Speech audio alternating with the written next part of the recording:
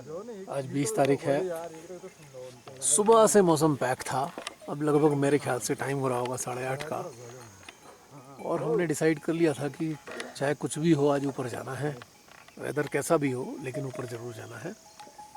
माँ नंदा ने देखिए एक अपॉर्चुनिटी दी है, थोड़ा सा वेदर में परिवर्तन लाई है। सुबह बिल्कुल पैक था, वाइट आउट था, कुछ भी दिखाई नहीं दे रहा था। बाकी देखते हैं, परमात्मा की लीला अपरंपार है। पर वो जो करते हैं वो अच्छा ही करते हैं, ये हमें हमेशा समझना चाहिए। मानव की इच्छा इतनी महत्वपूर्ण नहीं है जितनी महत्वपूर्ण है परमात्मा की इच्छा, क्योंकि परमात्मा सदा मानव के हित के लिए ही करते हैं, कभी भी अहित के लिए नहीं करते।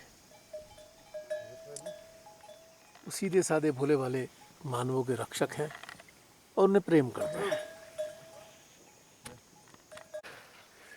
हम चल दिए हैं कैंप 3 की तरफ। यहाँ पर ट्री लाइन ख़त्म हो जाती है। देखते हैं मौसम देवता हमें कितनी इजाज़त देते हैं, कौन कौन से दृश्य देखने की इजाज़त देते हैं। वाइंड अप हो रहा हमारा कैंप 2।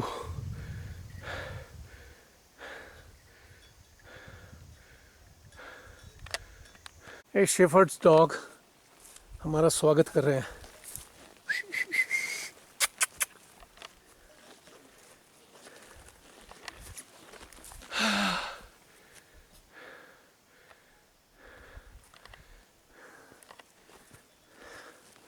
ओ खुसला जी बैठे हैं।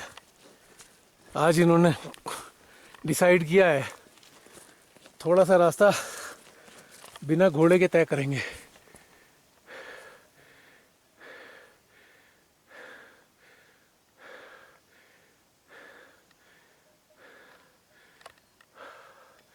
अपने घुटनों के प्रति थोड़ा कॉन्शियस थे, लगता था घुटनों में कोई प्रॉब्लम ना आए, इसलिए इस बार घोड़े का अरेंजमेंट किया।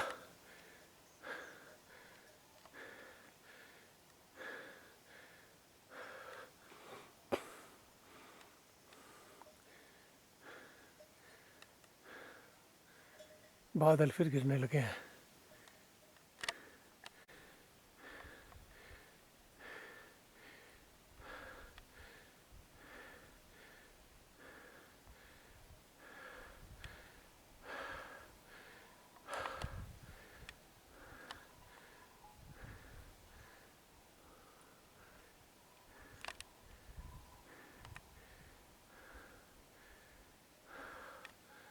अभी ट्रेवर्स करेंगे, उसके बाद लास्ट में लेफ्ट साइड ऊपर की तरफ जाना है।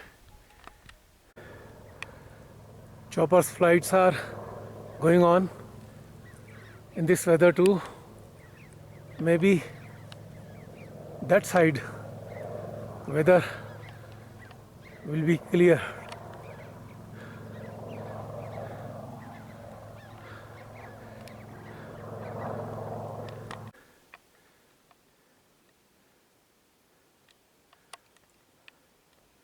वहाँ पहुँचना है, ये लास्ट एज पे। इसके बाद रूट शायद चेंज होगा।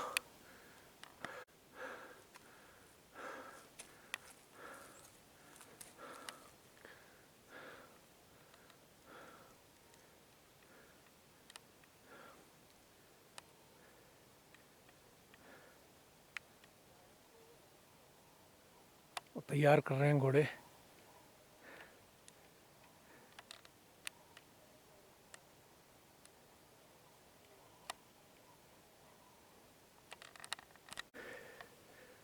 यहाँ शायद बकरी वाले ने अपना टेंट लगा रखा है, बकरी चराने के लिए आते हैं। इनके लिए कोई बैड वेदर नहीं होता, ऑलवेज गुड वेदर। कल इतनी तेज़ बारिश आ रही थी, सुबह से रात तक बारिश रही, तब भी ये अपना बकरियां चराते रहे।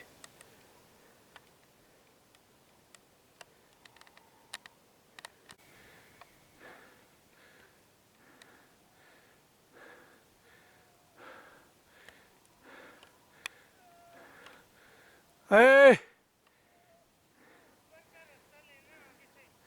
ओके ठीक है, लेफ्ट वाला।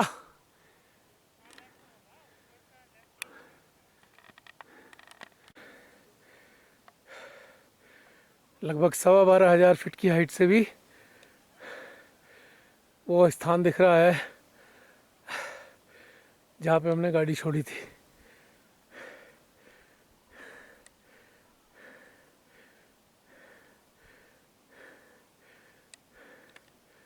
ये रहा।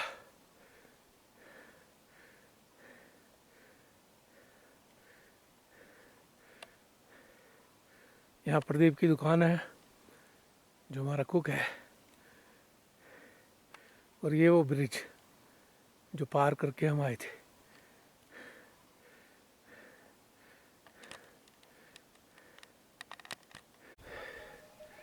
हमारे खच्चर भी आ गए नज़दीक।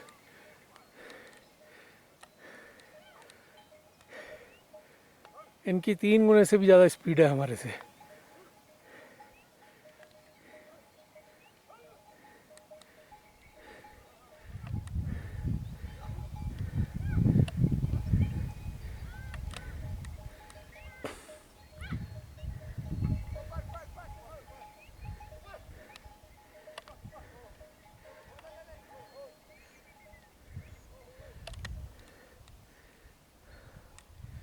हमें चले हुए लगभग घंटा भर हो गया है। शायद हम चले हैं 9 बजे करीब, 9 सवा 9।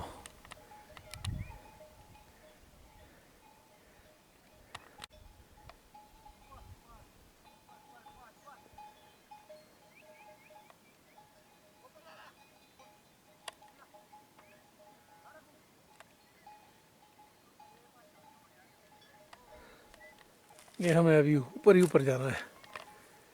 वो ऊपर, वो लास्ट में, इसके ऊपर और भी ऊपर ही जाना है। हल्की ड्रिजल शुरू हो चुकी है।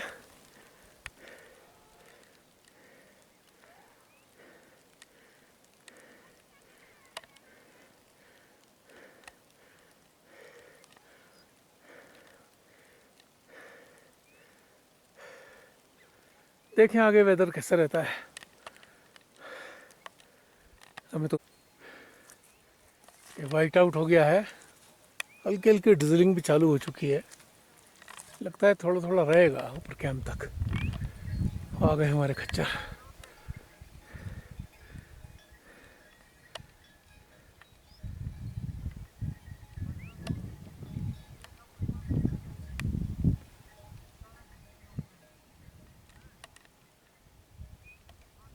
ओ प्रदीप, ओ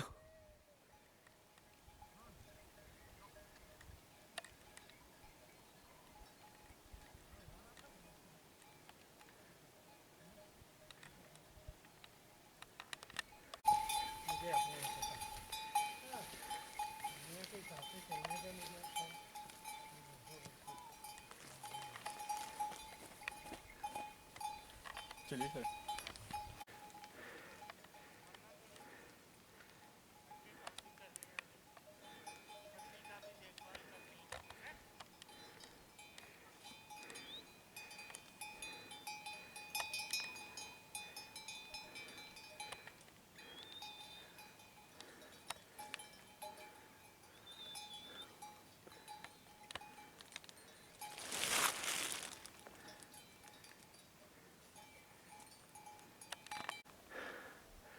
बीच बीच में खुल रहा है, बंद हो रहा है, ऑन एंड ऑफ।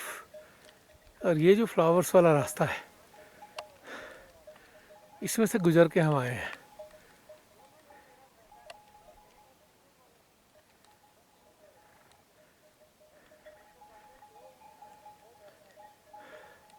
इसमें से गुजर के हमारा रास्ता निकला है।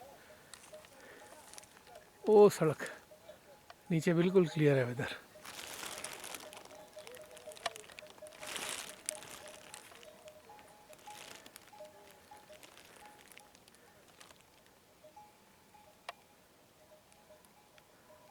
यहाँ से भी सड़क दिखाई दे रही है।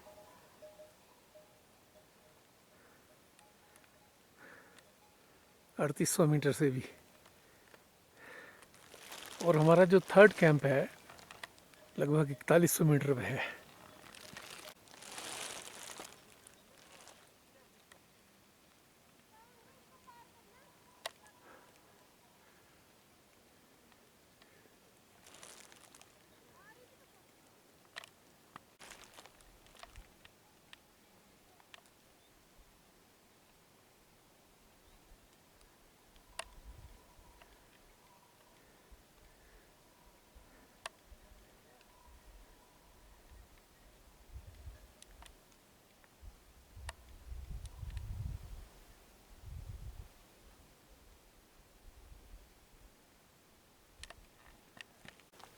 फिर धीरे धीरे वाइट आउट होने लगा।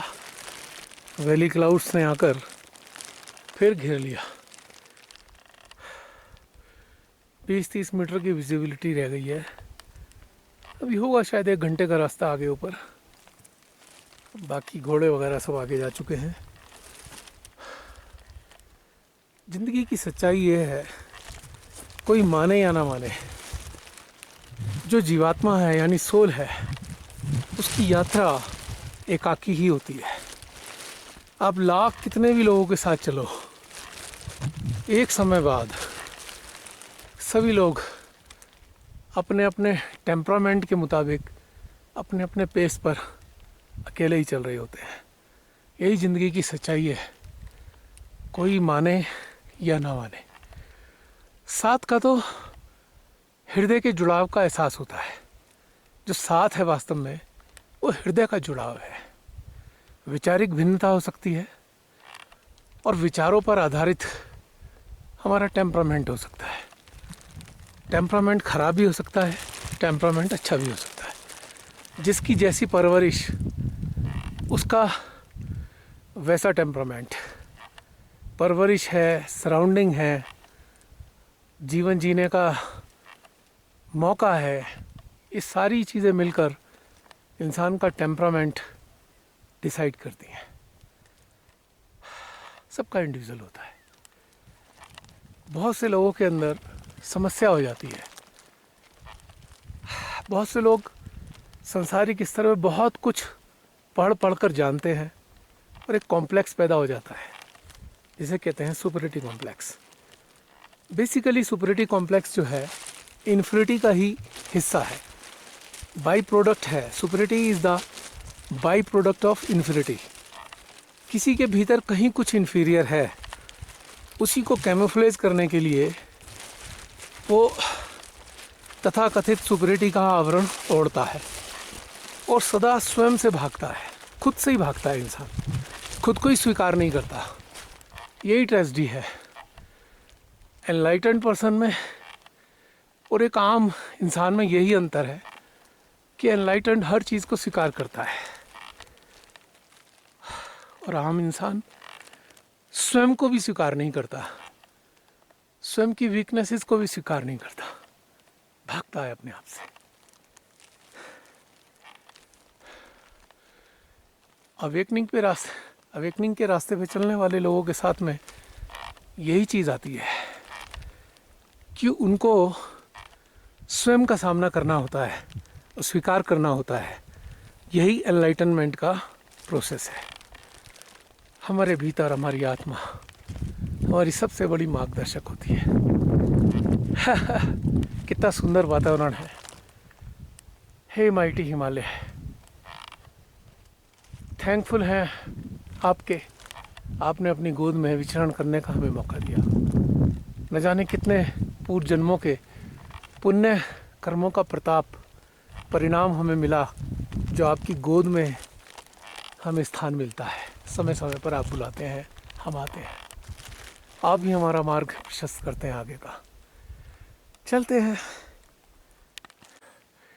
यहाँ से शायद रास्ता थोड़ा चेंज होने वाला है, कह नहीं सकता।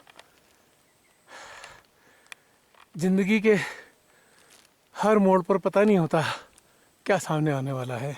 ऐसे ही पहाड़ के हर मोड़ पे नहीं मालूम कौन सा दृश्य प्रकट होगा। पहाड़ों में जो विपरीतताएं और कठिनाइयाँ आती हैं वो, और ट्रैंक्विलाइज़र, जितने ही प्रकार के नशे हैं वो एक ही कार्य करते हैं। वो मानव के भीतर की वास्तविकताओं को उजागर करते हैं। यानी कि यहाँ पर मनुष्य कुछ भी चीज़ छुपा नहीं सकता, ढक नहीं सकता, कॉन्शियस लेवल पर आकर उसको हाइड नहीं कर सकता। जो जैसा भीतर में है वैसे ही उसके बाहर प्रकट होता है। दोनों में एक ही प्रकार की समानता है। दोनों ही मानव के भीतर के अस्तित्व को उजागर करते हैं। जो शांत है उसकी शांति प्रकट होती है, वो अशांत है, जो अशांत है उसकी अशांति प्रकट होती है। कितना सुरम्य वातावरण है, शांत, आनंदमय। मानव के जीवन में एक बहुत ही विलक्षण बात है, यदि वो समझे तो वो ये है कि जीवन यात्रा का अंत नहीं। शरीर रहते रहते मानव की चेतना जो यात्रा करती है, शरीर के त्यागने के बाद वो सारी अनुभूतियाँ और अनुभव अपने साथ लेकर वो पुनः अगली यात्रा पर निकल जाती है। इस यात्रा का सिलसिला तब तक निरंतर जारी रहता है जब तक कि मानव अपने शरीर रूप में अपने समाधान को प्राप्त नहीं होता, यानी अपनी आत्मा को नहीं पा जाता, अपने स्वयं के अस्तित्व को नहीं पा जाता कि उसकी वास्तविकता क्या है। वो वास्तव में परमात्मा का अंश है, और यही एहसास जब उसे होने लगता है तो कुछ और नहीं, तू तो उन्हीं का अंश है, तब उसके जीवन में समाधान प्रकट होता है, और तब उसकी इस चेतना की यात्रा में विराम आ जाता है। शरीर छूटने के बाद परमात्मा उससे पूछते हैं कि तू जन्म लेना चाहता है या नहीं। यानी कि अगला जन्म उसकी अपनी इच्छा पर ही निर्भर करता है। यदि वो जन्म नहीं लेना चाहता तो उसके जीवन का वहीं विराम हो जाता है, और परमात्मा का वह अंश परमात्मा के साथ पुनः एकाकार हो जाता है, जो सदियों पहले, युगों पहले परमात्मा से दूर हुआ था। और यही विलीनता है, चेतना की परमात्मा में विलीनता, और समापन हो जाता है इस यात्रा का। जब तक उसके अंदर संसार की लालसाएं मौजूद हैं तब तक उसकी यह जीवन यात्रा का क्रम चलता रहता है, निरंतर, निर्बाध। तो चलते हैं इससे आगे की ओर। इस स्थान पर कुंवारी पास की टॉप जैसी फील आ रही है। कुंवारी पास में भी लगभग ऐसे ही एंड हो जाता है, क्रॉक होती है साइड में, और ये स्लोप पर चढ़कर आगे बैठते हैं, और इसके पीछे एक नई वैली होती है।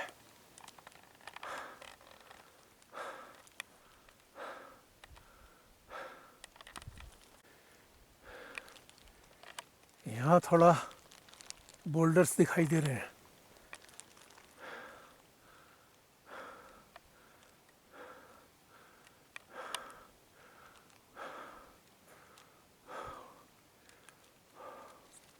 अभी और आगे जाना है।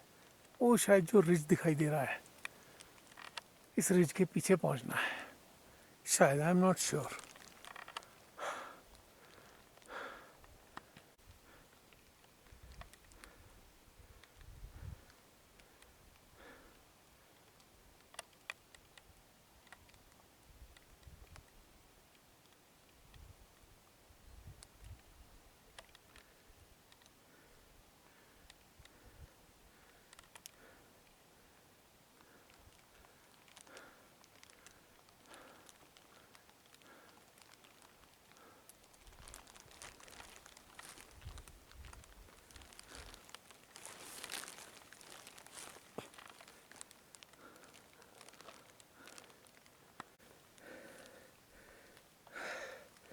पथ के पुष्प कैसे प्रसन्नता के साथ हमारा स्वागत करते हैं, प्रसन्न रहते हैं, खुशियाँ बिखेरते हैं, आनंद देते हैं।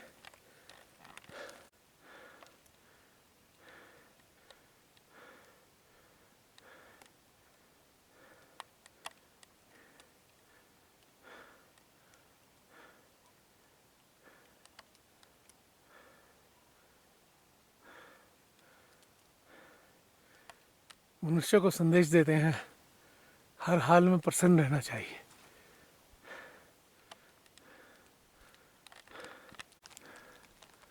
ओ प्रदीप वहां पहुंचा हुआ है। ओए, हाँ मैं आराम से आ रहा हूं, तुम आगे जाओ और व्यवस्था करो।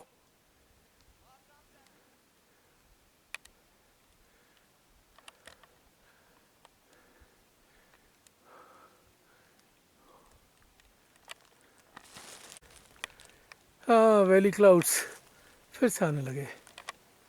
हल्की हल्की ड्रिजल आती है, रुकती है, आती है, रुकती है। It's quite a steep climb.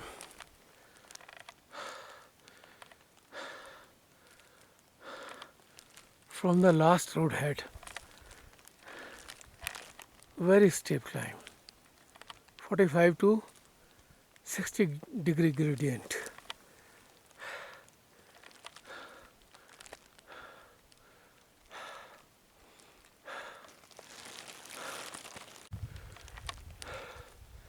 अब स्टीप क्लाइंब के बाद थोड़ा सा प्लेटफॉर्म आया है।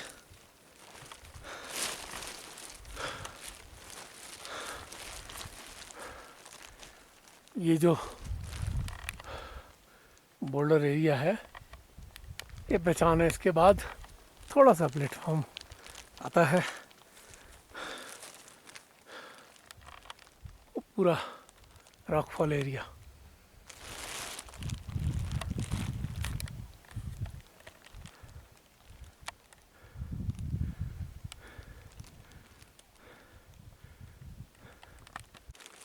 अब यहाँ से ट्रैक थोड़ा मुड़ रहा है बीच में गली की तरफ। वो सामने कैंप लगा लिया उन्होंने। Yes, reached. वो कैंप लगा हुआ है हमारा।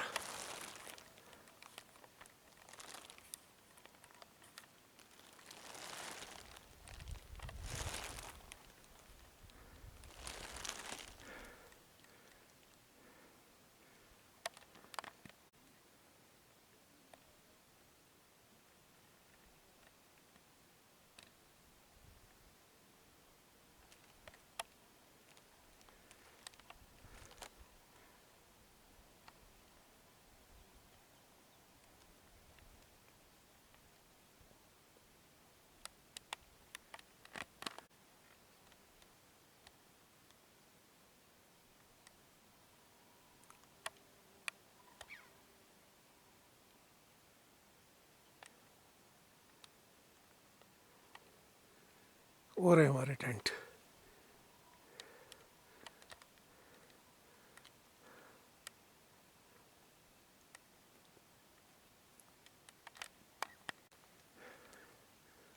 यहाँ से अभी कैंप तक पहुँचने में मुझको शायद आधा घंटा लगेगा।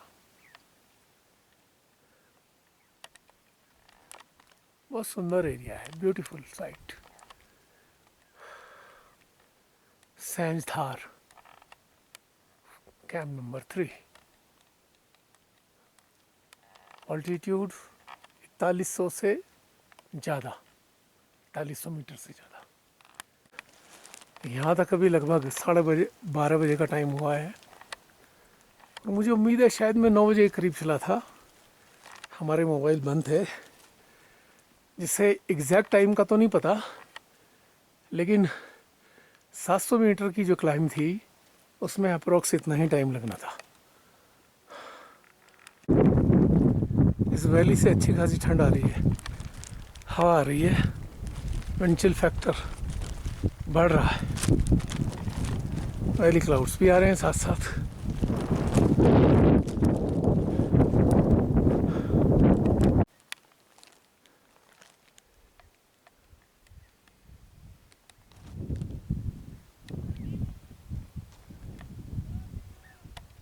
Yes yes yes yes.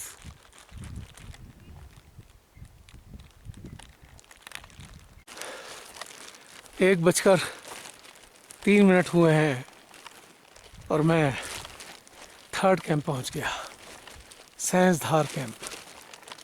Finally बड़े उतार चढ़ाव आए, बैड वेदर आया। बैड वेदर ने हमें एक टेंट में कैद करके रख दिया।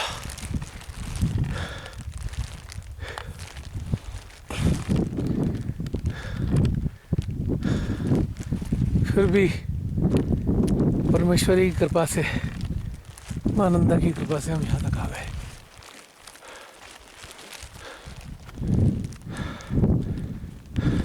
पहुँच गए। अब 1:05 हो गया है। वहाँ से यहाँ तक आने में 3 मिनट का समय लग गया।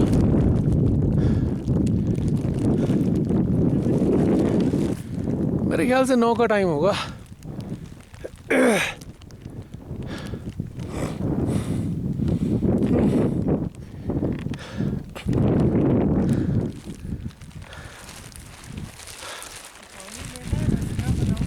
नहीं, मेरे पास है, मैं ले लूँगा।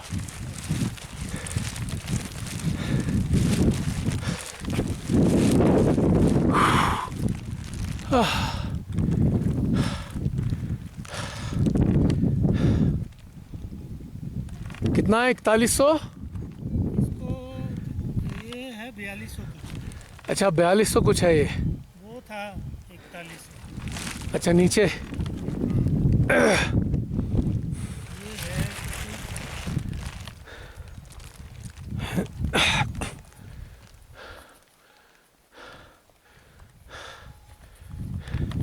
और वही मनोज, ठीक हो?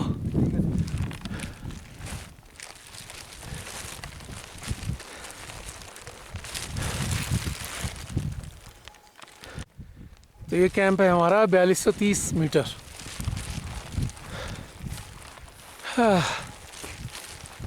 वाह, मज़ा आ गया।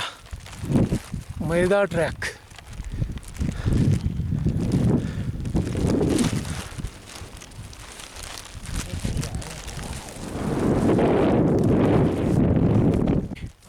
लो जी खुसला जी, आपकी इच्छा पूरी हो गई। हाँ, मेरी बहुत अच्छा। बड़ा कल तड़प रहे थे। हाँ, और देखो कैसे प्रभु ने नीचे भेजते भेजते ऊपर को ये देखो कितना बड़ी बात है ये। थोड़े सख्त डिसीजन लेने पड़ते हैं हृदय के आधार पे, मन के आधार पे डिसीजन गड़बड़ करते हैं। आइदर डू और डाई। पहाड़ की यही रीत है, या तो चढ़ो या उतरो बैड वेदर में।